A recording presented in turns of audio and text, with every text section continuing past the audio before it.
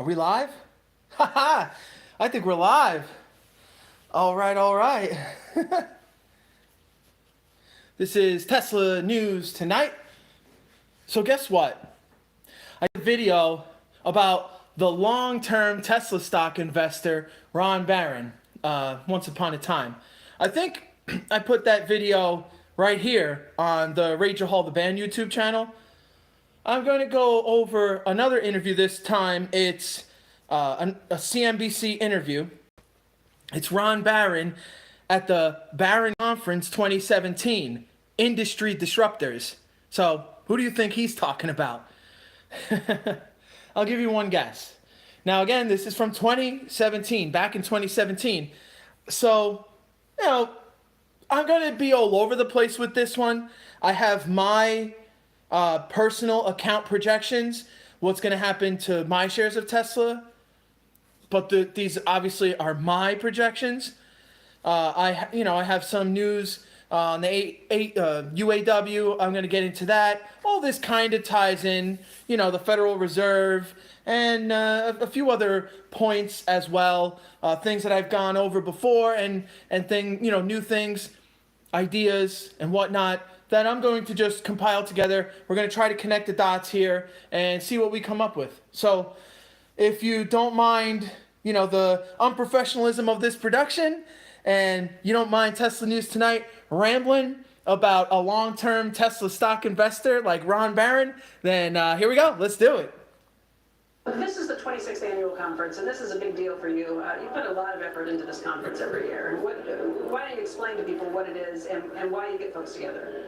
What we're trying to do is let people understand that when they invest with us, that they're not investing in us, they're investing in the companies that we choose. So we keep investing in our business by hiring and training and retaining people so they can identify these businesses that are going to grow a lot and that there's something about them that's competitively advantaged. And we can hold them a long time. So our average holding period for our funds is 8 years maybe, and for Barron Growth Fund, which is the fund I manage, which is the largest, it's 14 or 15 years. Publicly owned companies, 14 or 15 years. And what's really cool about that is that, even better, is that that fund has outperformed the market by about 500 or 600 basis points a year since its founding in 1994. Number one of small cap growth funds. Which means what in terms of overall growth over that time period? Compounding is the... So now we got about the Barron funds here. Currently, 25.9 billion, 100 million in 1992, and Barron funds made over $23.6 billion in profits over the last 25 years. So Barron funds are averaging almost an entire 1 billion net profit each and every year. And this was back in 2017. Barron funds went heavy into Tesla stock, ticker symbol TSLA.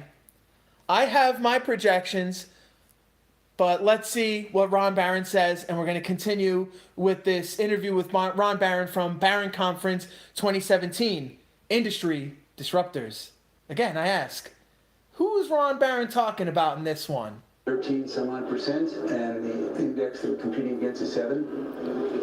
And it's with 80% of volatility. So what we're trying to do is show people that it's not really us, it's all these companies that we've invested in for the long term.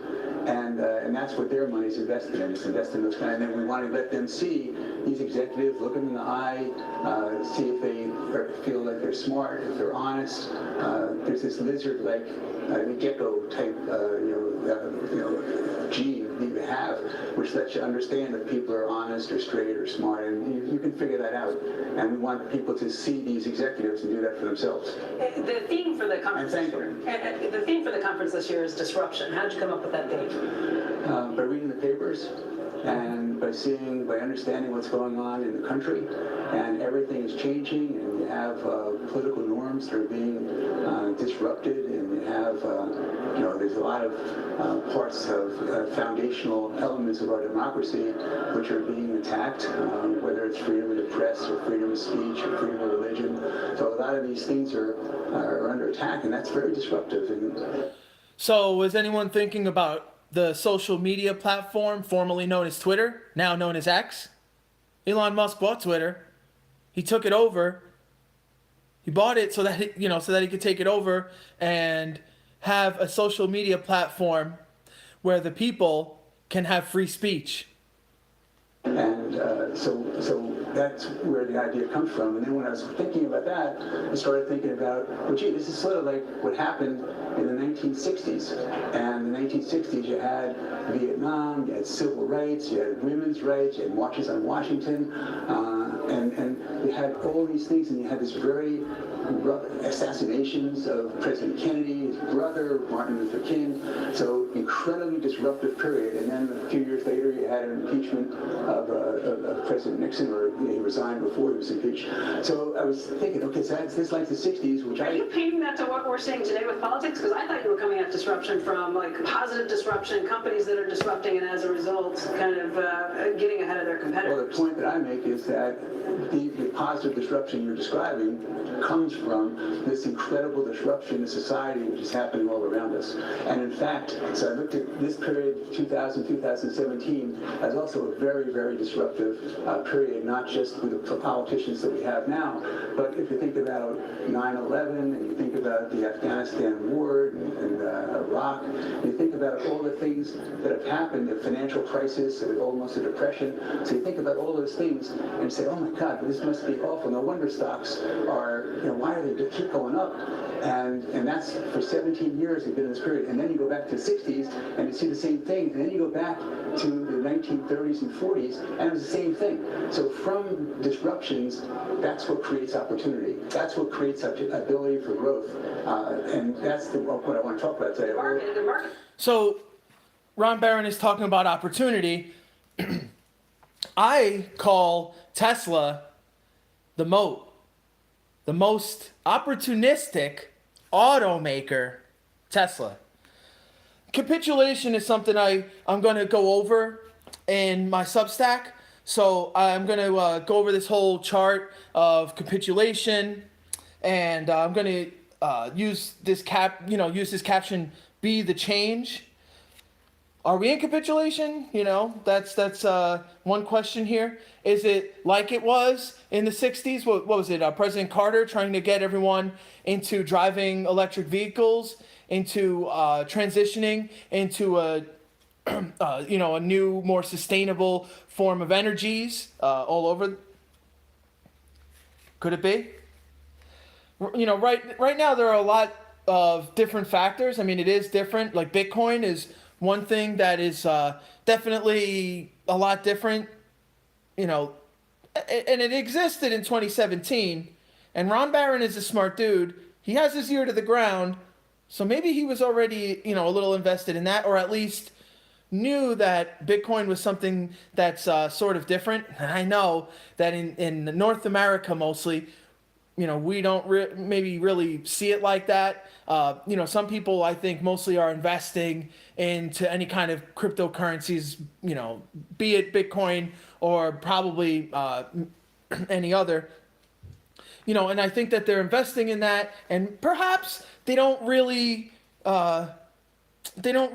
just see it as an opportunity. So I mean, I guess, hey, you can be opportunistic as an investor. That kind of is sort of like the definition of capitalism, right? If you have some kind of information, someone else might consider it like insider information, but if all you did was your due diligence, if all you did was your research, then that's what your insider information is. You were inside, you were in the rabbit hole, you dug deep, you got down in there, you got dirty, and you learned a lot. And that's kind of how it goes. Has been phenomenal if you're looking over the last year or since the election or what we've seen taking off. But you've told us in the past that when you look at stocks, you could see 35 to 40,000 for the Dow by the year 2030. You now think that is maybe a low estimate. That may be a little low. The way I think about it is that we were talking about it then. Mark was maybe 18 or 19,000 on the Dow. Now it's maybe 23,000. And what I've been thinking about is that the Dow Jones as a shortcut, you sort of compare to the GDP of the country. And they were both, the economy was 20 trillion and maybe the market was 18 or 19 trillion, so a little bit underpriced. Now the economy is a little bit over, the market's a little bit over that. But the idea is that the stock market relates to the economy. Sooner or later they get to the same place. And not at the same time, but they get there at the same place. And what happens is that sometimes it gets out of whack, and sometimes the economy keeps growing and the market doesn't, or sometimes it gets, but at the end, it's the same. So that's somewhere around 6 or 7% a year, including inflation, 2 or 3% real, 3 or 4% inflation. People say there's no inflation. That's ridiculous. Of course there's inflation. Just think about the things you buy, think about salaries, think about anything you want. But it's 6 or 7 is the economy. That's a double every 10 or 11 or 12 years. That means the stock market doubles every 10 or 11, 12 years. So what I was thinking about 2030 is the stock market would have been somewhere around 40,000 compared to 20,000 at the time. Now I think that might be a little low because the interest rates are so low and because I think growth is going to be faster than it had been in the past. Why do you think growth is going to be faster? But a couple of really important factors three. So actually, my projections, I have it more than that as well. So from 2022 to 2023, I had a 1.75x in my account with my Tesla shares. So I'm just basically saying what I actually think that Tesla stock will do. Tesla news tonight is here on Rage-A-Hol the Band. Neither Tesla news tonight nor Rage-A-Hol the Band is investment advice or financial advice. This is just for entertainment. Do your own research, do your own out to Tesla News Tonight and find, tell me what you found. Tell me about your findings. Sawyer Merritt was talking about the UAW. I'm going to get to that, I think, a little later in this one. Here's a quote from Kevin Sanford. I think, it's just one quote. According to a recent Federal Reserve study, most Americans outside of the wealthiest 20% have exhausted their extra savings and have less cash than they did before the pandemic. The study compared Americans' finances in June 2023 against March 2020, adjusted for inflation, as Barron mentioned. The Federal Reserve found that the bottom 80% of income earners were making smaller bank deposits and had reduced liquid assets. So they don't have any money to burn. They don't have any, what some normal people might call, extra cash. The quote goes on. While all groups experienced a decline in balances since the 2021 peak, the top 20% still saw an 8% increase in cash savings over the pre-pandemic level. In contrast, the next 40% of earners saw an 8% decrease in savings, showing the growth in the wealth gap.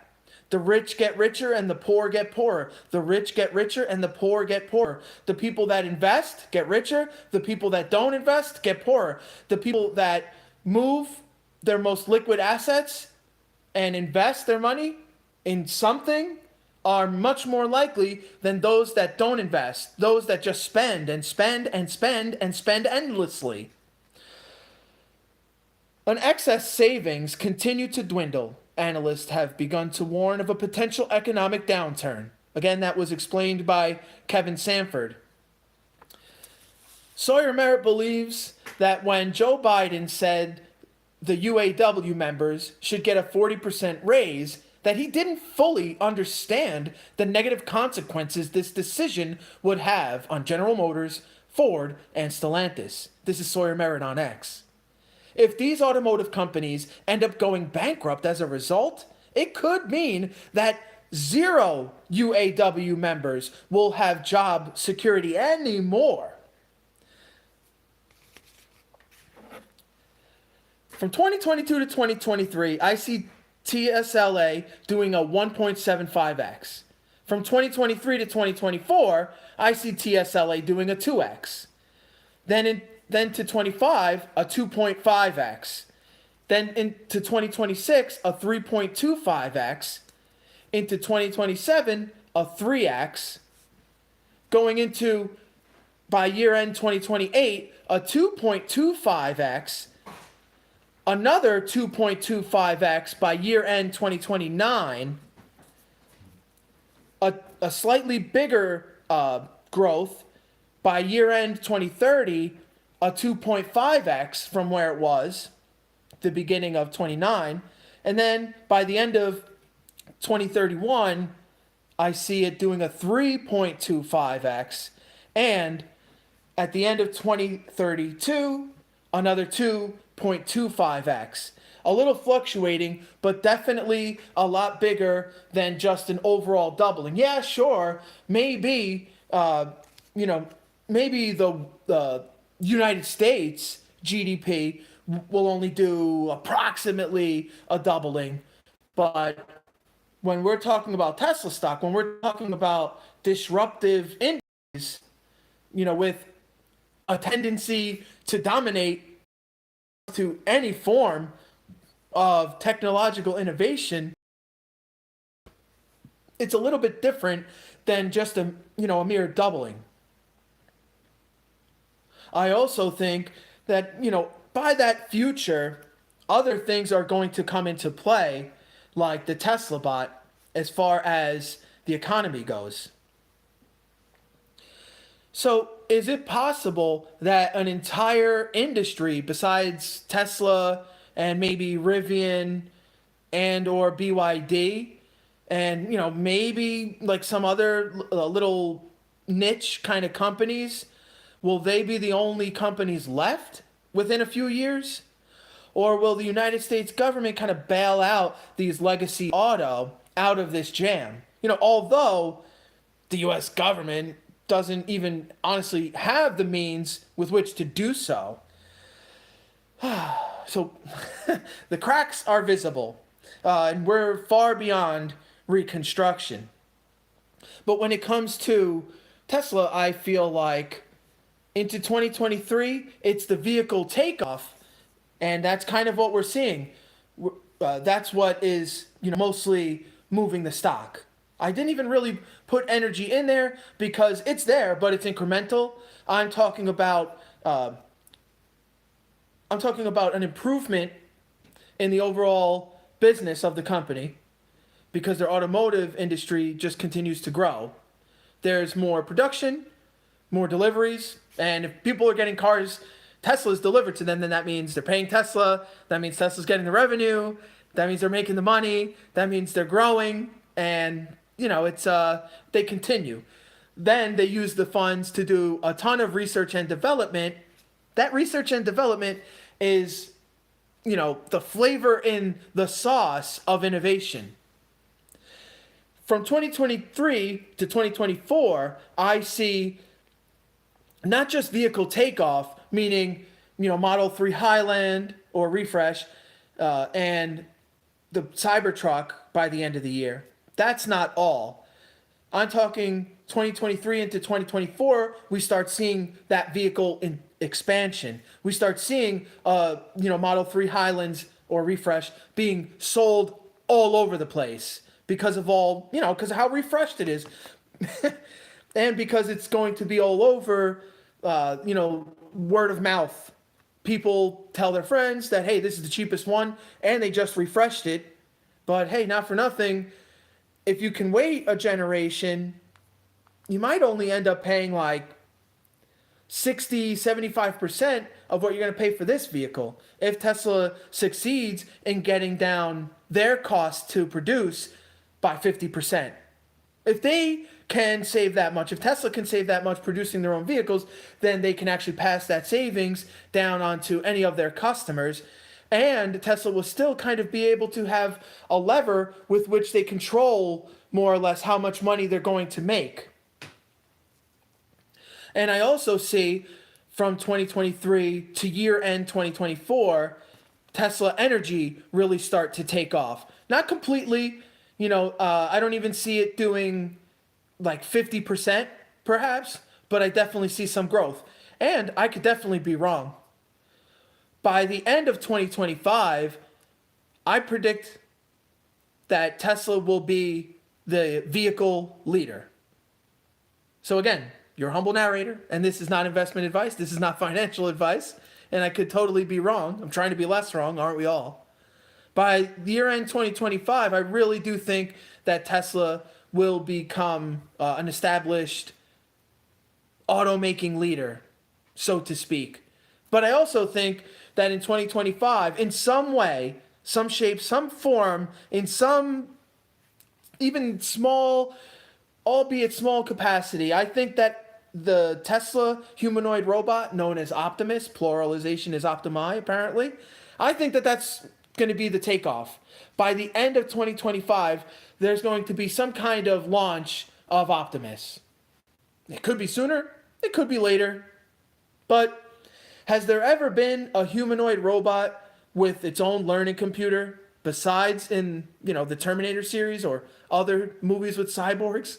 I mean, have we really ever seen true neural nets?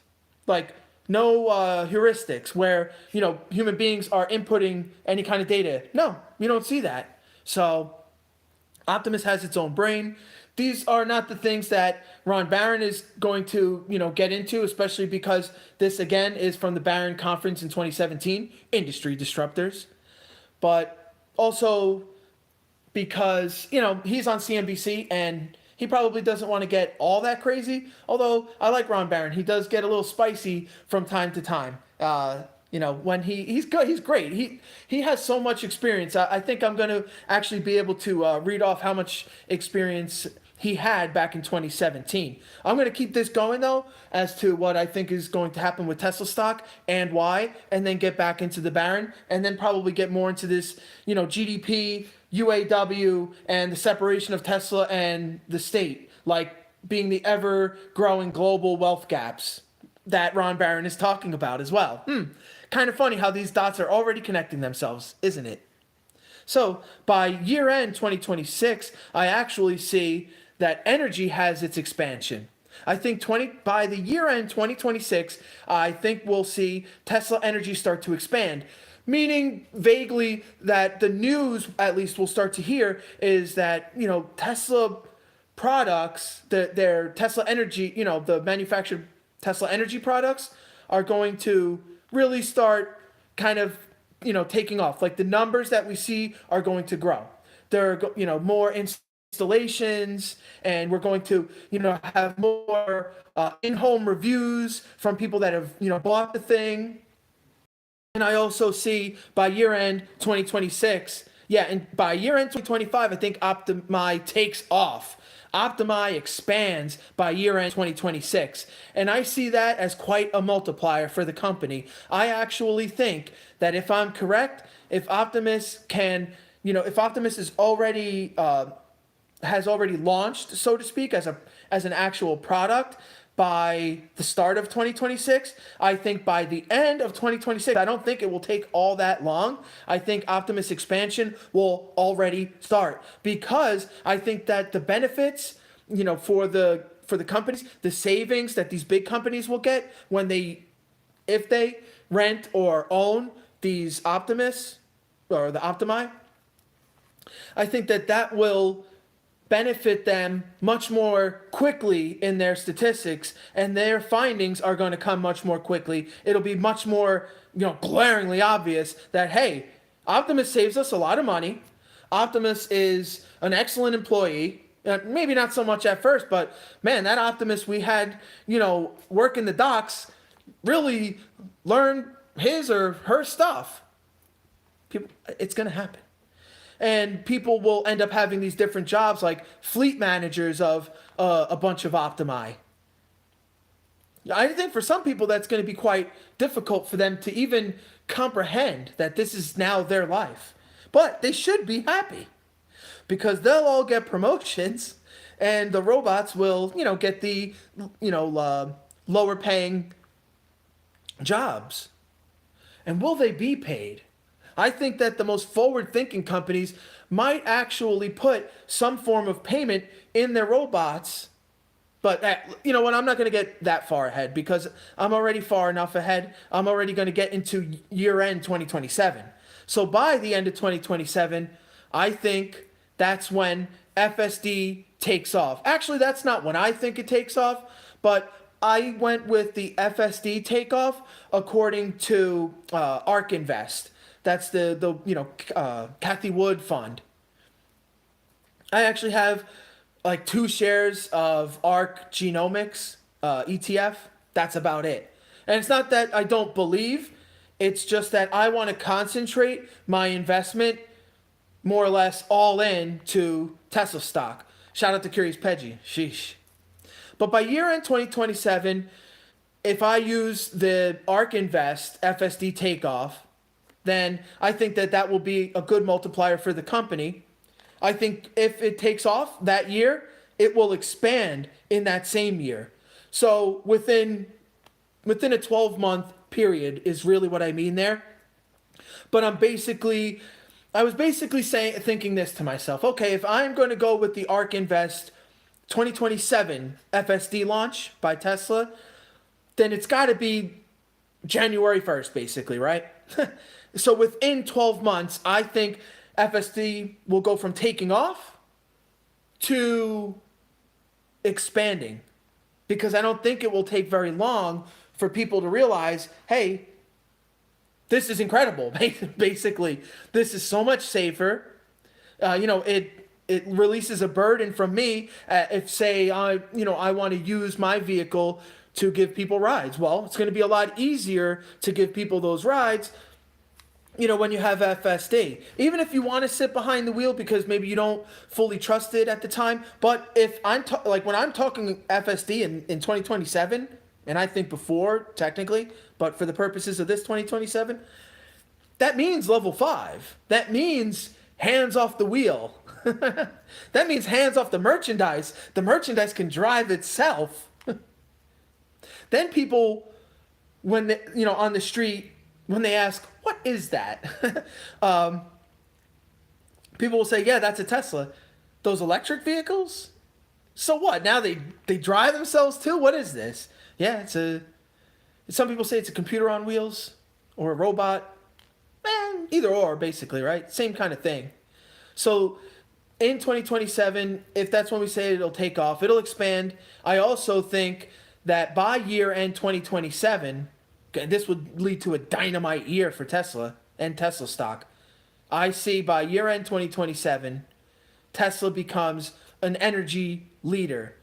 But I think what could happen in the psychology of the overall market, mixed with the fact that maybe the old mainstream legacy media will still have some kind of pull. They'll still have some kind of power. It's possible that Tesla becoming the energy leader will kind of be buried in the news feed. But if that happens, then that means that the truest retail Tesla stock investors with their ears to the ground, with their fingers on the pulse, they'll be the ones with their, putting their money where their mouths are, even more so than ever before. In fact, I think that could be, if that all kind of takes place within the same calendar year, FSD takeoff, FSD expansion, and Tesla becoming the leader in energy providing, then yeah.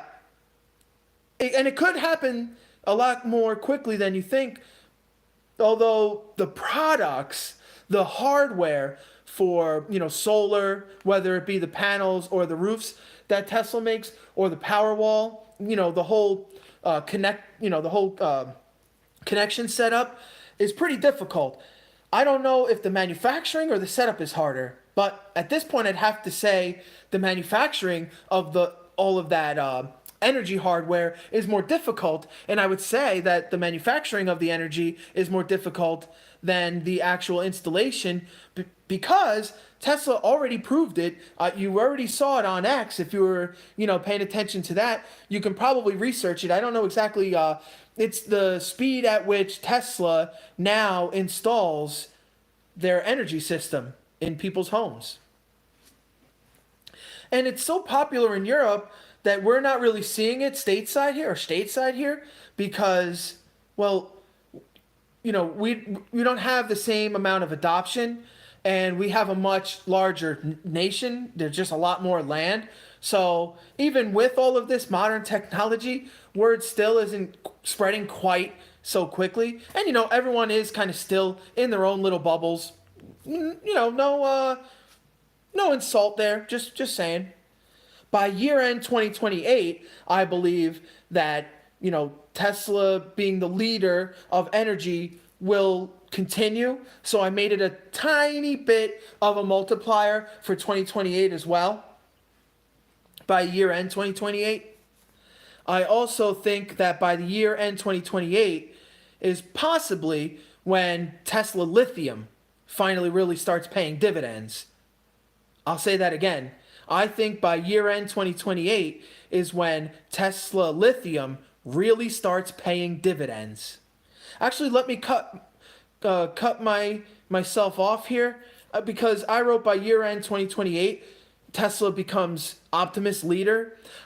Basically, what I was saying there is because it's not like anyone else has any humanoid robots. I know that some of these companies have that technology, and then maybe once they see what Tesla's doing, they'll be able to kind of mimic some of that. I also know that automation, especially in like robotic automation in like from fast food to heart and or brain surgery over in Japan, from a lot of the conferences that I've seen, although a lot of them were in Japanese, I tried to get as much of them translated as possible, but the robotics and the automation that all of the Japanese were doing over there, I thought was just so technologically advanced, but like, hit the brakes, because now all of a sudden Tesla's here and they're taking over. I'm telling you, they are the new world order of the world. Yeah. All right, let me do one more. By the year end 2029, the new world order of dominance and innovation. So year end 2028, what I meant by Optimus leader is, not that they're pulling away from any kind of competition or anything like that, but I had a number in my head. I mean, all of this is so arbitrary. All of my like napkin math, like my like back of the envelope math and stuff. It's kind of silly or whatever. It's projections, it's predictions, it's speculation. I just try to use all of the fact-based evidence that I can, and then do my stupid math over it. Hey, I'm an idiot. What can I say? You got Tesla News Tonight here, taking Over Rage-A-Hol the band. I'm talking about Tesla stock into basically the beginning of 2033. So, go figure. I mean, the further out that you start looking into the future, the more likely you're going to be wrong. It's just like in which direction are you going to be wrong? And what do I mean by Tesla becoming the new world order of dominance and innovation by year end 2029? Well, basically what I just said, between what Ron Barron was saying in this industry disruptors conference and what I'm talking about, Tesla basically just usurping pretty much everyone in robotics and automation. How are they not going to take over? Because with all of those robotics, and that counts the cars, with all of the technological advancements like turning a car into a robot, like actually making a humanoid robot that has neural networks and can, for lack of a better word, learn, that also changes the economy. So you have robots that can work for people, and these are people that would have been working backbreaking jobs for many of them, many in the lower middle and middle classes, like yours truly, your humble narrator, Tesla News Tonight here, who's busting his hump, filming video after video, going live for like the 17th time today or whatever it is. But it's just because I'm obsessed with this stuff. This is what I live for. This is what I'm doing. This is what I'm talking about. If you don't think I know what I'm talking about, you're going to have to watch this video in 10 years to figure it out anyway. So, I don't know, maybe clip it. Clip something that you really don't like that I said, and tell me how wrong I was in 10 years, and see if I care. I don't even know where I'll be. So by now we're going into the end of 2030. So Ron, this is 2017 where Ron Barron's doing his interview, where he's being interviewed, by a host there at CNBC. So he only went as far as 2030. That's 13 years, yeah. I'm not even actually going that far as he was back then. By year end 2030, I see Tesla becoming the new economic frontiers, or just in general, whether it be globally or mostly throughout North America, there will be signs of a new economic frontier. You know, like money being created in the new United States of America, or any new country that you might have ever read about. Also, this kind of takes me back to Bitcoin. I'm going to do a whole article, an entire report about Tesla and their Bitcoin holdings. Nobody really seems to be talking so much about this because Tesla seems to do everything in such a meek, mild, modest kind of way that a lot of people, maybe most people, you know, even some members of the Tesla community kind of overlook it. And maybe it isn't the biggest deal. I know that a lot of people worry about Tesla holding Bitcoin because of Bitcoin's volatility. But every time Tesla has sold, we hear so much about it from the very Bitcoin community. Isn't that kind of funny? You know, the Bitcoin maximalist and just the overall Bitcoin community, whether it be on YouTube, X, you know, or any of the websites like, you know, like crypto or from the articles that are featured on many of the applications that you can get, like even the mainstream ones like crypto.com, Coinbase, you know, or whatever it might be. All of those articles that you'll see from like Decrypt and you know, all of those writers, they write about Tesla holding Bitcoin. Elon Musk himself said he personally holds some Bitcoin and some cryptos like Dogecoin. I think he told some rappers or something like that at a concert, like, yeah, you know, crypto, it's cool or whatever, but, you know, I wouldn't bet the farm on it. And, you know, what he meant by that is like, basically like dollar cost average. Don't be a dummy. You know, you don't have to be that kind of extreme. I would imagine to have, you know, success like that. You don't have to, you know, go to that kind of extreme, like make yourself totally broke in order to, you know, have a big enough bag of BTC, or in, you know, this case for anyone in the Tesla community, going broke and then hoping, you know, that Tesla stock in the short term does good so that at least your brokerage account looks big enough. Listen, I mean, I don't really care. You know, if they went to $1 a share, and, you know, the math would be easy.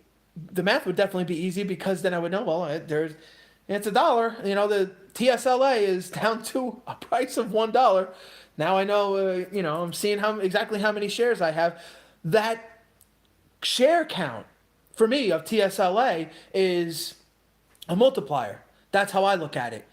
So I've gotten into that before, but I'll get into all this other sort of stuff like the GDP, the capitulation, the UAW in my Substack. I'm not going to stop talking about it. It's not like I'm not saying enough right now. You can obviously tell that. It's just that I'm letting you know.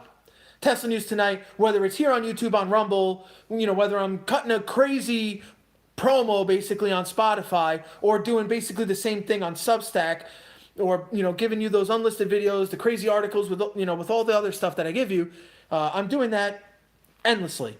That's my hope, that none of these stories basically end, pretty much. Especially when I look at the very top and I look at Tesla, I just think, yeah, well, it's going to keep getting better. What's next? What's next? What's next? It doesn't get boring. It never stops. It's almost maybe annoying, probably for some people, it might even be annoying how much news comes out on an hourly basis. So you got Tesla News Tonight here talking about Tesla stock and how that's basically going to make my brokerage account grow X amount. Pun again intended. So year end 2030, new economic frontiers. So that's why I started talking about Bitcoin. That's why I was talking about the robots. I think, you know, the robots will by then be established employees in many larger companies, saving those large companies large amounts of money. The Tesla Semi has already been, ramped up. The Cybertruck by then has already been, totally ramped up. Maybe we don't have the Model X anymore, maybe we don't have the Model S anymore. Maybe I could see where like the greatest, I don't know if the Roadster and the S have any kind of body relation or anything like that, because I know Tesla likes to use the same body pieces to basically eliminate confusion and that sort of thing. So I could see maybe something like that. Like maybe if the Roadster is just a totally cool, a totally killer, rad, way better version of what the S used to be, then people will just go with that Roadster. Maybe it's got a little bit of that SpaceX juice in it.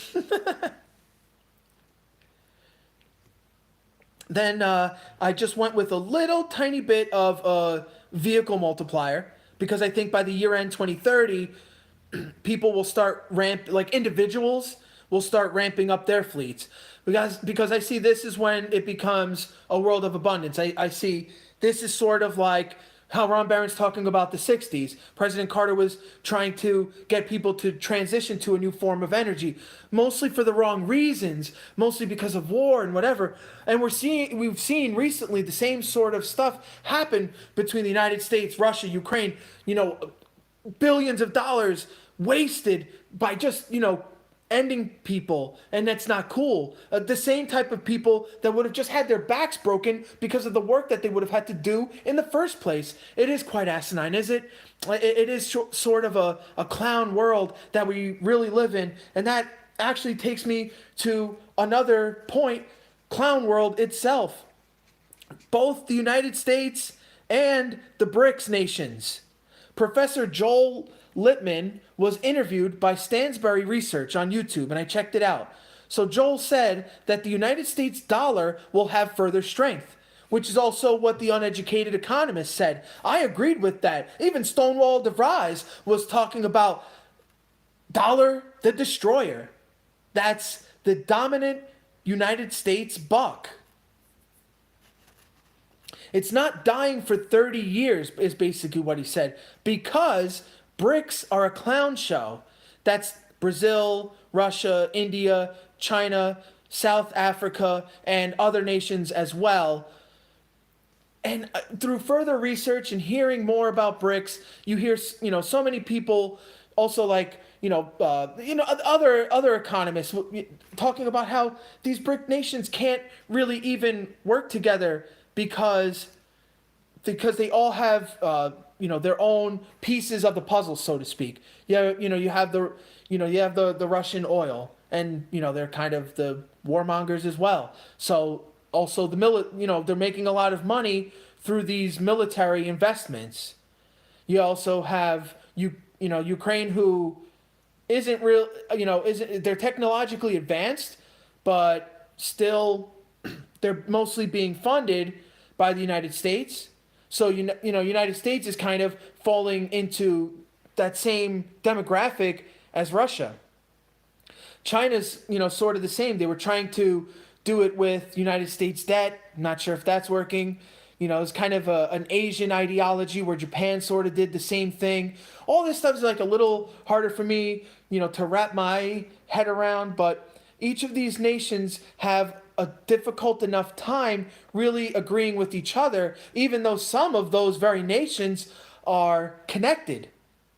They build these arbitrary barriers, and then you have the techno king of Tesla at one of those arbitrary lines in the sand that you don't see in real life. When you Google map it, you're looking at a line in the sand there, so to speak. That line, that dividing line between one country or even one state, one city, and another. And it's not really there. I mean, yeah, sure, for entertainment purposes or for, cool selfies or whatever, or, just it is cool to just have the basic knowledge of it. There are some towns that actually signify, like, this is a dividing line, so to speak. But I digress. But all I'm trying to say is that if these nations are saying they're coming together, I think that it does more in the media. So if people kind of believe that these things are going to happen, and the rebel capitalists will sort of say something like this, like, and it does make a lot of sense. So I don't really buy into the ideology of it. I mean, I want to get a cheap product, but I don't want to get a poorly made product. That's kind of the difference there. And again, comparing that kind of culture, work culture, whatever, or that kind of ideology that ultimately affects your country's GDP. When I look at Tesla, they kind of run themselves like an army, or like a nation state army, where every member is willing to fight, is willing to work, is willing to do what it takes to get to the finish line, and basically collect that serious severance. So Joe Lippman, 30 years of USD being on top. Is it going to be 30 years? I don't know quite exactly if that's the case. But now going back to New Economic Frontiers, when Elon Musk was talking to those individuals at that concert, and he said, yeah, crypto's cool, but don't bet the farm on it. Like I said, he was just telling, it was basic advice. Don't be extreme. And also, I think it was in reference to how long some, or maybe at least one, if it's just maybe BTC, of these, crypto investments can really take to pay off. And again, this is a long-term perspective. Do you kind of see how maybe in the world of investing, all of the sand has gone through the hourglass, and now we have to turn the hourglass around. So now the sand is going in the opposite direction. And the analogy for that, I guess, is we have to change the way we think. Now we have to get stronger. We have to get better. Because things maybe overall are getting pretty bad, and they could get worse. So before they get worse, you have to be ready, and you have to do anything within your means. All of the things that you were told to do. You put your needs over your wants. And if you can, you eliminate those wants. You work hard, but you give others credit. And you have to keep your ear to the ground and your finger on the pulse. Meaning, you have to look at that promotion as a real promotion. You have to do your research for your own career. And you actually have to love what you do. So when Ron Barron is talking back in 2017 at his Barron conference, Industry Disruptors, he's telling people that there's going to be basically an abundance of opportunities.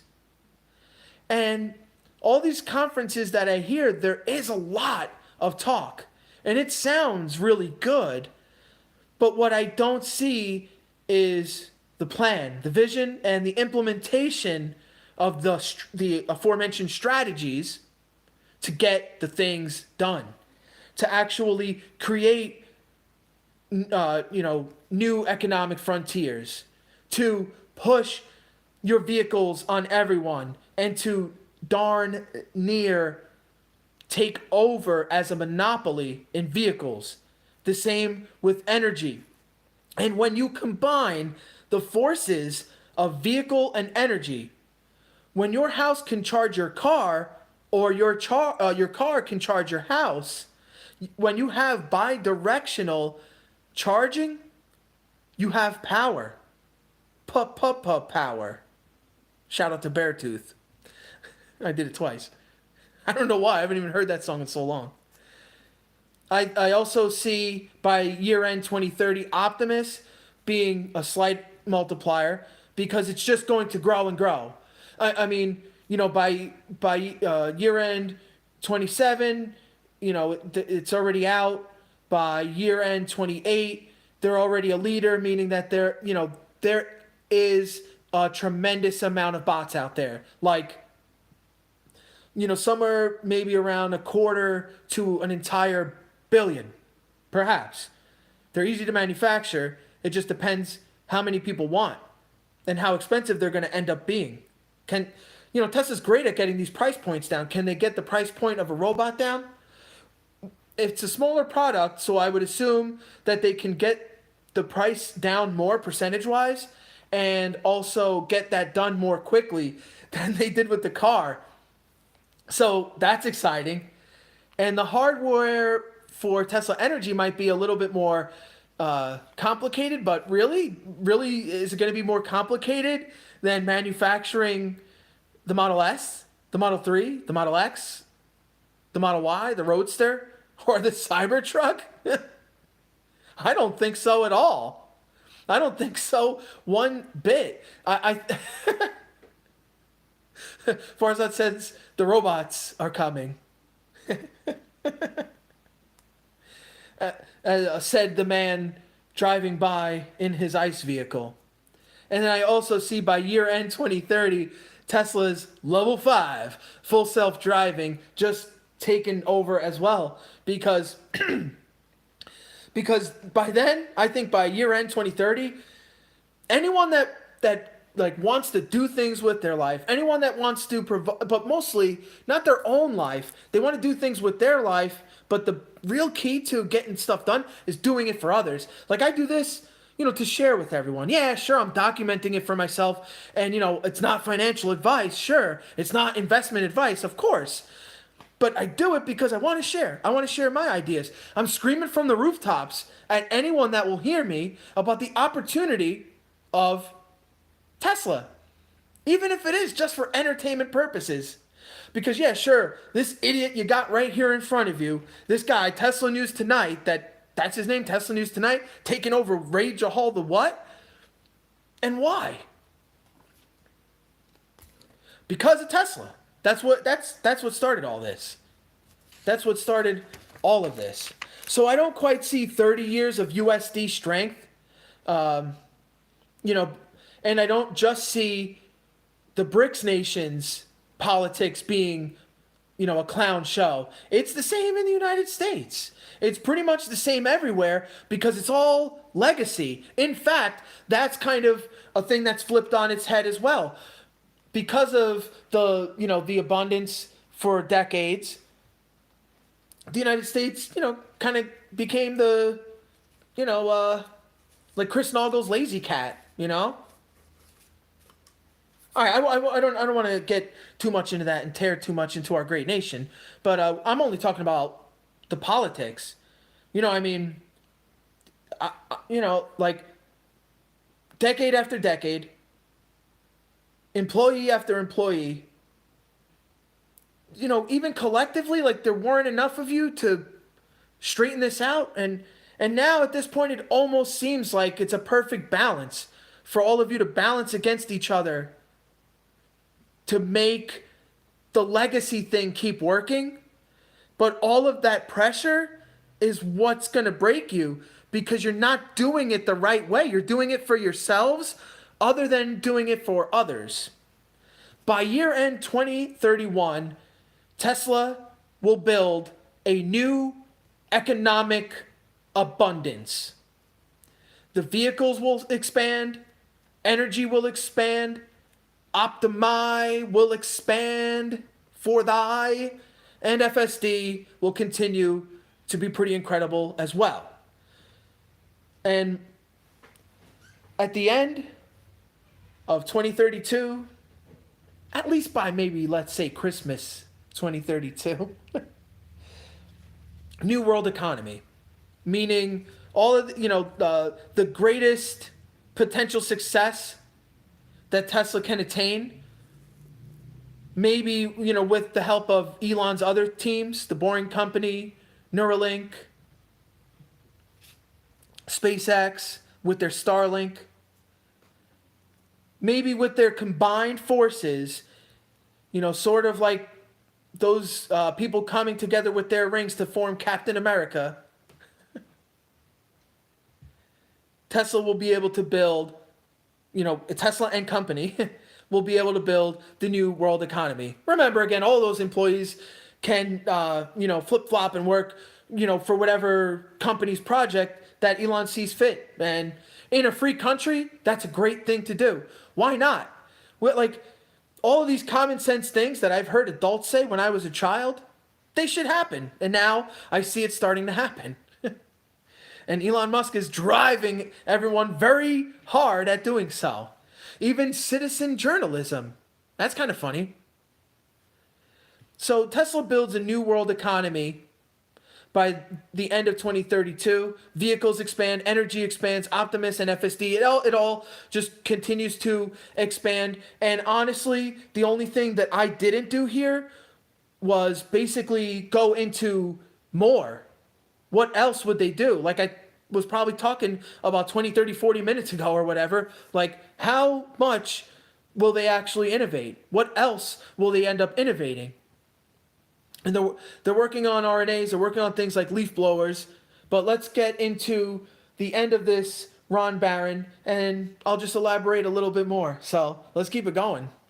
That since 1973, that's when OPEC raised the price of oil from $10 a barrel to $30. That's the oil embargo. People waited in line, and so that really messed up our economy. And then now the price got as high as $147 a barrel, 10 to 30 to 147 in 2008. So what that is, that was a big penalty on our country for growth. That was number one. Number two, interest rates. When I started in business in 1982, interest rates were 18%. Now they're almost nothing. Now you have the banks have all been recapitalized. Lots of capital is available at very low cost. So capital is not a constraint on the economy. Plus, you have businesses because of technology that are becoming capital light. And then you have technology, which is reducing costs for businesses and making a lot of new businesses that hadn't existed before, and you get a lot of extra services that you didn't have before. So essentially you have low-cost energy, low-cost money, and you have technology driving everything. That's on the positive side. And the other side is the value of your money. Everything you keep in your pocket, everything you keep in your savings account, that's falling in value every single day. And so the only thing you know for sure, you don't know if the market's going up or down, but what you do know 100% is the value of your money is going down. And so what we think about is just taking the value of your money, taking money that's sitting in the bank, and that you know is falling in value, and you're losing, and take that money and buy something that's increasing in value. So you're protecting yourself. That's the concept. Hey there, thanks for checking out. That's investing, pretty much. That's what I was talking about earlier on. In a nutshell, Ron Barron is just saying, hey, maybe those pennies, nickels, and dimes will add up when your investment timeline or your investment horizon is long term. Even better when it's super long term. And it's even the best in the case of disruptive innovations within, especially, all of these different industries. You're going to see investments go into the next generation and the next generation. The building of wealth. We're in the probably early phases, maybe, perhaps, right? Of what could be the largest transfer of wealth. I think it's really inevitable regardless because of population. President Joe Biden visited the UAW picket line. This was back a week or two ago. And, 40% raises for these employees in the long run is not going to help. Tesla employees are not getting paid as much for the work they do in comparison to the legacy companies like GM, Ford, and Stellantis. But they have those stock options. Oh, and so does Legacy. But with Legacy, their investments aren't paying off. I mean, the price of the stock, make sure you look at the market cap. That's definitely a strong indicator. Look at the debt of these companies and see if you can figure out, how well they're paying it off. Because Tesla is basically virtually debt free. And, many legacy automotive companies and then a lot of others that never made it to title of legacy quite, they actually are much different. They're not doing quite as well. Let's just say that. The investments aren't paying off as much. Debt-wise, they're overweight. So, pretty much if they're losing money, they're already in debt. They're getting a bailout from a country that's overweight debt. You see, that's the crumbling. That is the effect of, overweight finally getting to you. Here's what I was thinking of doing. A while back, actually. So I would like for Elon Musk to, post this, or, somebody from Elon's teams at some point start posting, if they could, like, how many of these Optimi have been made. Because it's going to be, everyone says exponential growth, and it will be. But I really think that the humanoid robot could end up being, where a lot of people really finally start to understand what exponential growth is in a company and the business that they do, and in a stock, and in their investment into that stock. And, it probably, hopefully, here's where I'll hope, it hopefully won't be too late for them.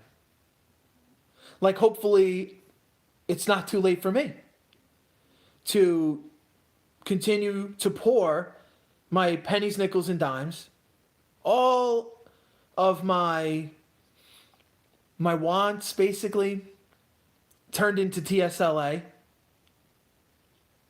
And I'm happy to do it.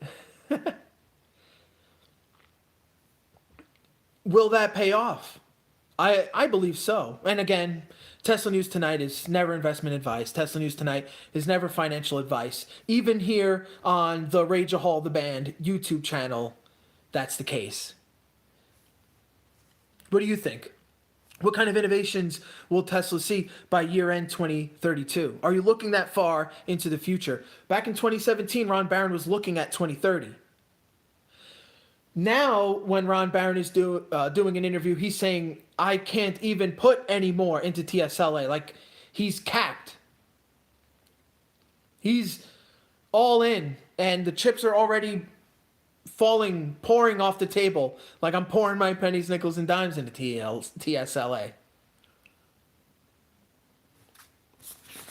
But more than what I am doing for myself is what I want to do for others. I want to build wealth so that I could finally live out all of the crazy ideas that I have and finally make them come to fruition, make them a reality, and at least maybe have my own piece of that pie of being able to somehow, in even some little way, making the world a little bit better. This is Tesla News Tonight. I thank you for sticking with me for this long live stream. I'll be back with a ton more live stuff. I hit a bunch of electric vehicle charging stations. I hit 4 charge point stations, and I hit 1 Tesla supercharger location. So those are going to be coming out, day after day, week after week. I'll probably start putting out some videos more quickly than I have been, because I have a good amount now that I'm happy with. Please help your humble narrator, Tesla News Tonight, who just is a poor example of how to behave, I guess, on X. I don't know. I'm new to it pretty much. But yeah, I would appreciate you following me on X. you can ride along with me in the car or in the big old truck on Spotify podcasts. And it's not just those that I do. I'll do podcasts at any time for Tesla News Tonight on Spotify. So just check that out. Obviously, I take over Rage-A-Hol, the band, here on YouTube. And if you don't know, Tesla News Tonight, I have my own channel on YouTube as well. I mentioned Stonewall the Rise in this one. There pretty much isn't anything that I didn't touch. Except for any of my future plans. But for my Substack now, where you can definitely, you got it, that's the best one. Subscribe to Tesla News Tonight on Substack. What I'm going to be doing is I'm going to be watching a webinar. I'm going to take notes on that, and then I'm going to do some deep dive research, try to connect some dots, and see if I can try to formulate, try to project what a Tesla bus could be in our future. Because Tesla did already announce that they're going to make a bus, and this is this is kind of my baby of a topic for whatever reason. I don't know. I may never end up stepping inside of one of these things, but it's just the most fascinating for me. So I'm going to check out the webinar. I'm going to do a deep dive research. I'm going to connect the dots, and I'm going to give you a really hopefully well-established report. I'll give you the the podcast, the unlisted video, the whatever kind of pictures that I can throw in there, so you get some more visual aid for you. And I'll throw all my sources out there so you can check my work, and then you can check those resources for yourself. This is Tesla News Tonight. I wish you all peace, love, and prosperity. Later.